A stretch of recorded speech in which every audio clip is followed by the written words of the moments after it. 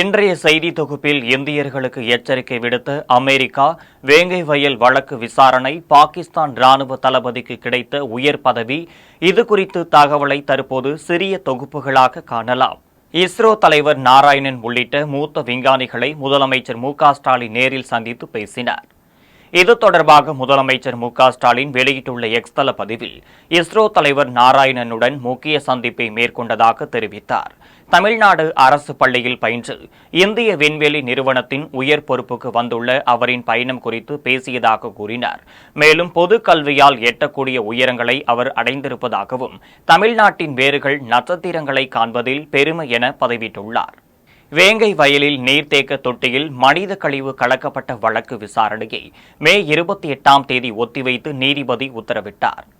புதுக்கோட்டை மாவட்டம் வேங்கை வயல் பட்டியலின குடியிருப்பில் மேல்நிலை நீர்த்தேக்க தொட்டியில் மனித கழிவு கலக்கப்பட்ட சம்பவம் மாநிலம் முழுவதும் பெரும் அதிர்வலைகளை ஏற்படுத்தியது. இந்த வழக்கை விசாரித்து வரும் சிபிசிஐடி போலீசார் வழக்கு தொடர்பாக அதே கிராமத்தைச் சேர்ந்த முன்னாள் காவலர் முரளிராஜா மற்றும் முத்துகிருஷ்ணன், சுதர்சன் ஆகிய 3 பேர் மீது குற்றப்பத்திரிகை தாக்கல் செய்துள்ளனர். இந்த வழக்கு விசாரணையை புதுக்கோட்டை குற்றவியல் நடுவர் மன்றம் 2இல் நடைபெற்று வந்தது. இந்த நிலையில் நேற்று குற்றம் சாட்டப்பட்ட 3 பேர் நீதிமன்றத்தில் ஆஜராகினர். அப்போது வழக்கு விசாரணையை மே 28ஆம் தேதிக்கு ஒத்திவைக்கப்படுவதாக நீதிபதி அற்புதவாணன் உத்தரவிட்டார். உரிய ஆதாரங்கள் மற்றும் ஆவணங்களோடு பாகிஸ்தானில் பயங்கரவாதத்தை உலக நாட்டிற்கு தெரிவிக்க சசி தரூர் தலைமையில் அமைக்கப்பட்ட 7 குழுக்கள் விரைவில் செல்ல உள்ளனர். ஆபரேஷன் சிந்தூர் மற்றும் பாகிஸ்தானின் பயங்கரவாத ஆதரவை உலகிற்கு தெரிவிக்கும் வகையில் 7 குழுக்கள் அமைக்கப்பட்டது. காங்கிரஸ் எம்பி சசி தரூர் தலைமையில் அமைக்கப்பட்ட இந்த குழுவில் திமுக எம்பி கனிமொழி உள்ளிட்ட 7 எம்பிகள் தலைமையில் அனைத்து கட்சி எம்பிகள் அடங்கிய குழுக்கள் அமைக்கப்பட்டுள்ளனர். இந்த நிலையில் வெளிநாடுகளுக்கு செல்லும் எம்பிகள் குழுவினரை மத்திய அரசு அதிகாரிகள் சந்தித்து பேசினர். அப்போது பாகிஸ்தானின் நேரடி மற்றும் மறைமுக பயங்கரவாதத்திற்கு உரிய ஆதாரங்கள் மற்றும் ஆவணங்கள் தொகுத்து வெளிநாடு செல்லும் எம்பி குழுக்களிடம் அதிகாரிகள் வழங்கியுள்ளனர். இந்த உரிய ஆதாரங்கள் மற்றும் ஆவணங்களோடு பாகிஸ்தானின் பயங்கரவாத வாதத்தை பல்வேறு நாடுகளுக்கு தெரிவிக்க இந்த குழுவினர் செல்ல உள்ளனர். அமெரிக்காவில் உள்ள இந்தியர்களுக்கு விசா காலம் குறித்து அதிபர் டிரம்ப் எச்சரிக்கை விடுத்திருக்கிறார். இந்தியாவில் உள்ள அமெரிக்கா தூதரகம் வெளியிட்டுள்ள எக்ஸ் தள பதிவில் விசாவில் உள்ள கால அவகாசம் முடிந்து இந்தியர்கள் நாட்டை விட்டு வெளியேற்றிவிட்டால் நாடு கடத்தப்படுவீர்கள் என அமெரிக்கா எச்சரிக்கை விடுத்துள்ளது. மேலும் எதிர்காலத்தில் அமெரிக்காவிற்கு பயணம் மேற்கொள்ள நிரந்தர தடையை எதிர்கொள்ள நேரிடும் என்று பதிவிட்டுள்ளது. அமெரிக்காவில் சட்டப்பூர்வமாக சுமார் 4.78 கோடிக்கு மேற்பட்ட வெளிநாட்டினர் பணியாற்றி வரும் நிலையில் டிரம்பின் இந்த புதிய அறிவிப்பால் அமெரிக்காவில் வசித்து வரும் 45 லட்சம் இந்தியர்களும் அதிர்ச்சியடைந்துள்ளனர். பாஜக ஆட்சியில் மக்களின் பணம் பணக்காரர்களிடம் குவிந்து வருவதாக நாடாளுமன்ற எதிர்க்கட்சித் தலைவர் ராகுல் காந்தி குற்றம் சாட்டியுள்ளார். கர்நாடக மாநிலம் விஜயநகர் மாவட்டம் ஒசப்பேட்டையில் முதலமைச்சர் சித்தராமையா தலைமையில் காங்கிரஸ் அரசின் 2 ஆண்டு சாதனை விளக்க பொதுக்கூட்டம் நேற்று நடைபெற்றது.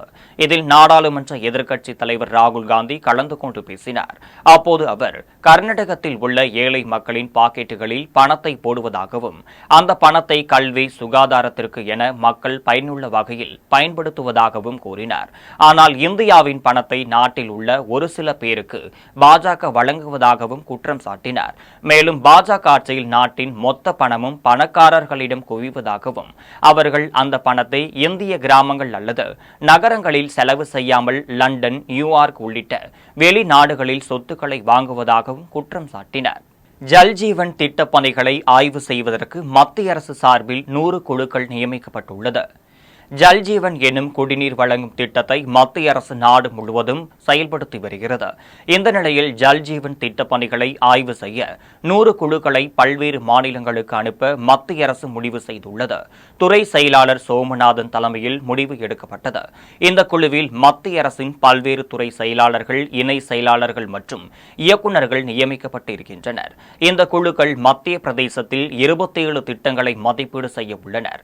அதேபோல் ராஜஸ்தானில் 21 திட்டங்களையும், உத்தரப்பிரதேசத்தில் 18 மற்றும் கர்நாடகாவில் 16 திட்டங்களையும் ஆய்வு செய்ய உள்ளனர். மேலும் ஒடிசா, குஜராத், தமிழ்நாடு, மேற்கு வங்காளம், ஆந்திரா, ஜார்க்கண்ட் உள்ளிட்ட பிற மாநிலங்களுக்கும் சென்று மத்திய குழுக்கள் ஆய்வு செய்ய உள்ளனர். பாகிஸ்தான் ராணுவ தளபதியான அசீம் முனிருக்கு ஃபீல்டு மார்ஷலாக அந்நாட்டு அரசு பதவி உயர்வு வழங்கியுள்ளது. இது தொடர்பாக பாகிஸ்தான் பிரதமர் அலுவலகம் வெளியிட்டுள்ள அறிக்கையில், பாகிஸ்தான் மத்திய அமைச்சரவை ஜெனரல் சையத் அசீம் முனிரை ஃபீல்டு மார்ஷல் பதவிக்கு பதவி உயர்வு அளிக்க ஒப்புதல் அளித்துள்ளது. கடந்த ஏப்ரல் 17ஆம் தேதி இஸ்லாமாபாத்தில் நடந்த ஒரு பொது நிகழ்ச்சியில் இரு நாடு கோட்பாடு என மத அடிப்படையில் அசீம் முனீர் பேசியது பெரும் சர்ச்சையை ஏற்படுத்தியது. அதுதான் பகல்காம் தாக்குதலுக்கு தூண்டுகோலாக அமைந்தது எனவும் கூறப்படுகிறது. இந்த நிலையில் அசீம் முனீருக்கு பாகிஸ்தான் பதவி உயர்வு வழங்கியுள்ளது. சென்னை கிளாம்பாக்கம் கலைஞர் பேருந்து முனையத்திற்கு போக்குவரத்து துறை அமைச்சர் சிவசங்கர் நேற்று இரவு வருகை புரிந்தார். தொடர்ந்து அங்கிருந்து உளுந்தூர்பேட்டை வரை அரசு பேருந்தில் பயணம் செய்தார். அப்போது அரசு பேருந்து ஓட்டுநரிடம் அவரது பிரச்சனைகள் குறித்து அவர் கேட்டறிந்தார். பின்னர் அரசு பேருந்தில் பயணம் செய்த வீடியோவை தனது எக்ஸ் தள பக்கத்தில் பகிர்ந்துள்ளார். தற்போது இந்த வீடியோ சமூக வலைதளங்களில் வைரலாகி வருகிறது. மும்பை அகமதாபாத் புல்லட் ரயில் திட்டத்தில் ரயில் பாதைக்கான மேம்பால பணிகளை 300 கிலோமீட்டர் வரை நிறைவு பெற்றிருப்பதாக தேசிய அதிவேக ரயில் கழகம் தெரிவித்துள்ளது. மகாராஷ்டிர மாநிலம் மும்பை, குஜராத், அகமதாபாத் இடையிலான புல்லட் ரயில் திட்ட பணிகள் வேகமாக மேற்கொள்ளப்பட்டு வருகிறது. இந்த திட்டத்தில் 16 ஆறுகள் மீதான ரயில் பாலம், 0.9 கிலோமீட்டர் நீளமுள்ள இரும்பு பாலம், 1.2 கிலோமீட்டர் நீளமுள்ள காங்கிரட் பாலம் என மொத்தம் 300 கிலோமீட்டர் நீளமுள்ள ரயில் பாதைகளுக்கான மேம்பால பணி நிறைவடைந்துள்ளது. இதேபோல் தூண்கள் அமைக்கும் பணியும் அடித்தளம் அமைக்கும் பணியும் நிறைவடைந்துள்ளது. இந்த மேம்பாலங்களில் ரயில்கள் இயங்கும் போது ஏற்படும் பிரச்சனைகள் கட்டுப்படுத்தும் வகையில் 3 லட்சத்திற்கு அதிகமான ஒளி தடுப்பான்கள் அமைக்கப்பட்டுள்ளன. 1.8 லட்சம் கோடி ரூபாய் செலவில் ஜப்பான் நாட்டின் உதவியுடன் இந்த புல்லட் ரயில் திட்டம் அமைக்கப்பட்டுள்ளது. பப்புவா நியூ கினியாவில் சக்தி வாய்ந்த நிலநடுக்கம் ஏற்பட்டுள்ளது. தென்மேற்கு பசிபிக் பெருங்கடலில் உள்ள தீவு நாடான பப்புவா நியூ கினியாவில் நேற்று இரவு சக்தி வாய்ந்த நிலநடுக்கம் ஏற்பட்டுள்ளது. இந்த நிலநடுக்கம் 6.2 ரிக்டர் அளவுகோலில் ஏற்பட்டதாக அமெரிக்கா புவியியல் ஆய்வு மையம் தெரிவித்துள்ளது. 10 கிலோமீட்டர் ஆழம் வரை ஏற்பட்ட இந்த சக்தி வாய்ந்த நிலநடுக்கத்தால் அங்குள்ள மக்கள் அச்சமடைந்துள்ளனர்.